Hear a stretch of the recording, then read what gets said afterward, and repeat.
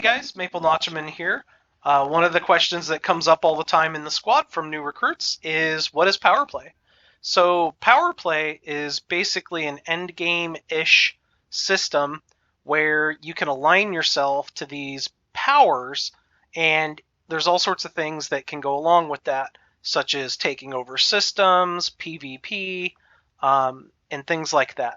So basically, to see these powers, if you go to your right panel on the Home tab, come down here to Galactic Powers down in the bottom right-hand corner, and you'll bring up this Power Play menu, okay? And these are the 11 Power Play figures that are in the game currently. They occasionally add more, so be on the lookout. And then this is their rating. So Edmund Mahone is first, ALD is second, Zachary Hudson, my personal favorite, is third, Prismatic Princess is fourth, so on and so forth. Now, these powers are typically aligned to either the Federation, the Empire, the Alliance, or they're independent. Like, for example, Edmund Mahone, Alliance, Lavenji Duval is Empire, Zachary Hudson, Federation. You know, of course, it has their symbol. And then you have independents like Li Yongrui, Pranav Antal, Archon Delane, Yuri Grom, etc. So kind of if you're a Federation player, then you might lean towards playing either Winters. Winters is the liberal hot chick, or you could play kind of the conservative, hard-going Zachary Hudson. A lot of players like to follow the anime girl, Prismatic Princess herself. And you know what? That's fine. We enjoy killing them very much. So that's kind of the first part is, you know, who are the powers? Now, you can align with any of these powers, and then after 4 weeks, you'll have access to, as long as you rank up with them, you'll have access to either a weapon or a device, you know, that can be really good. Like, for example, Zachary Hudson, if we come in here to his page and then go to rating, if you read rating 3 at 750 merits, and all the bonus weapons are at 750 merits, by the way. Some of them might be rating 3, some of them might be rating 4, but they're all 750. So basically, what this says is unlocks pacifier frag cannon. Oh yeah. After 4 weeks aligned with this power, this is a large fragmentation cannon with decreased damage but increased range and tighter spread. Pacifiers are probably the best, if not one of the best weapons in the game. I love using them for PvP. They're amazing. So that's his bonus, so to speak.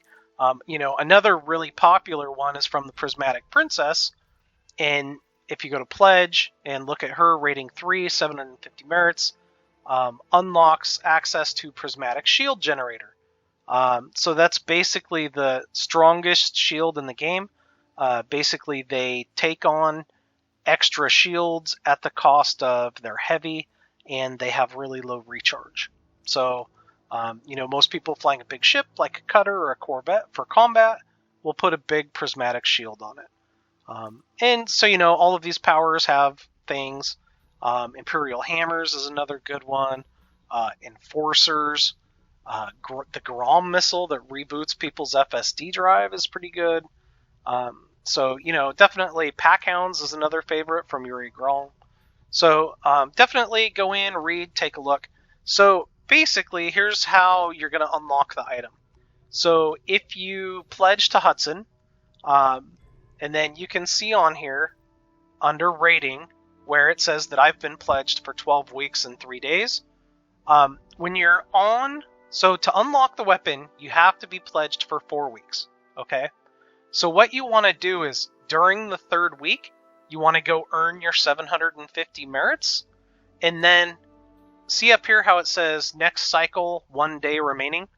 So weekly, it ticks, you know, the power play cycle ends and a new cycle begins, and that's when you'll receive your rating. So if you're going into the 4th week, you want to get your 750 merits, and then you'll tick it happens Wednesday night USA time or Thursday morning UK time. And once that tick happens, then you'll get your rating boosted based on the number of merits you have. You will also lose half of your merits, okay?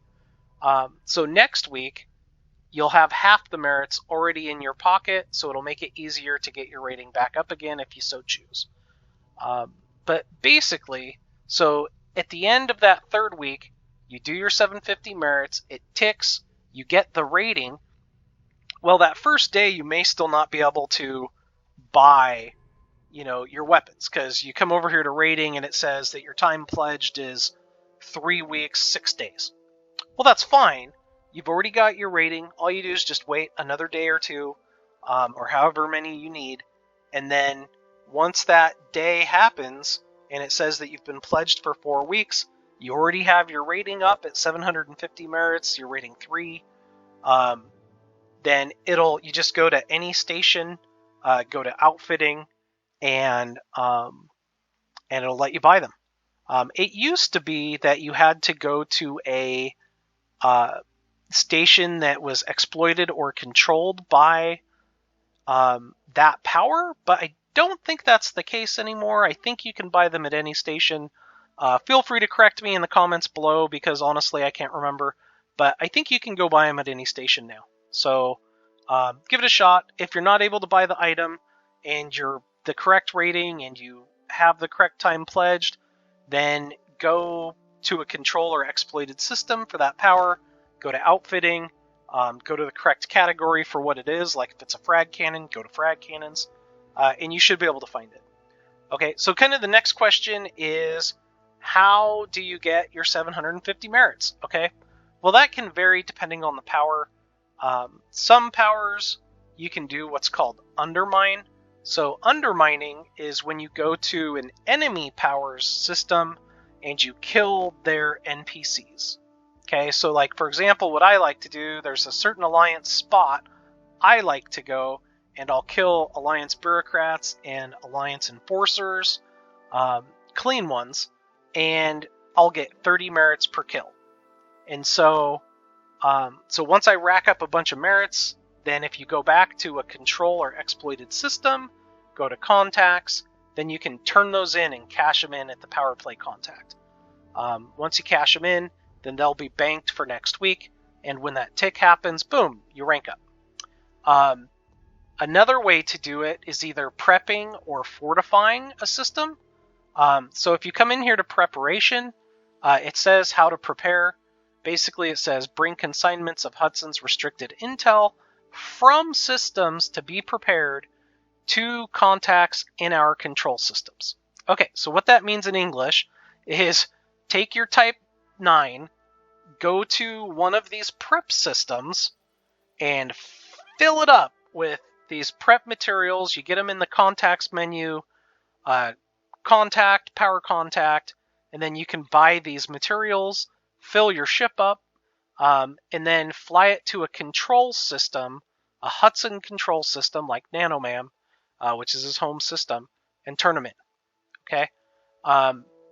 You can get a list of control systems by coming over here to control, and here's your list. Okay? So, Groombridge, Seoul, wherever you want to go.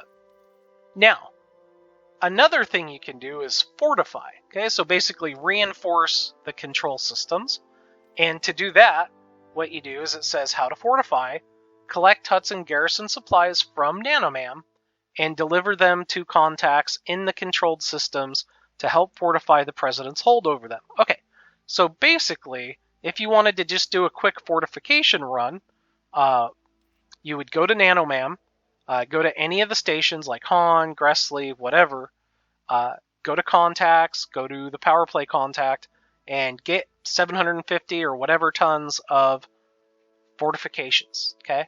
And then a close one, here's Groombridge 1618, it's only 11 light years. You could totally make that one jump, and then go to any station in that system and deliver the fortification materials, and you would get 1 merit per ton. So if you need 750 merits, 750 tons, you can do it in one load. Keep in mind, though, if you're doing it in open, which a lot of the federal groups require, such as Federal United Command, which if you're getting into power play, I'd highly recommend joining. It's not a squad, it's more of a group of squads. It's the United Command. Just Google them, Federal United Command.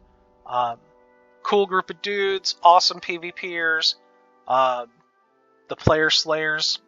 It's a great place if you're interested in power play. Definitely go check it out. So, but keep in mind, if you're trying to do these fortification or preparation runs in open, then people will try to kill you from other powers. Like, literally, people from other powers will sit in Nanomam and wait for empty ships to come in to get fortifications and try and kill them, or they'll try and kill them when they're leaving the stations by ramming them. So it can get pretty interesting, and it can be a lot of fun. It's a great end game if you want to PvP. Or, you know what? A lot of the haulers aren't even, they don't have end game engineering. Just throw a good shield on it, and do your best to haul the fortifications and stuff. So that's kind of an overview of power play. That's super basic. I am by no means an advanced player. If you're interested in how a lot of the advanced stuff works, definitely go to the Federal United Command and start asking questions. They'd be more than happy to explain it. One last thing I do want to talk about before we go, though, some of the powers get bonuses for things.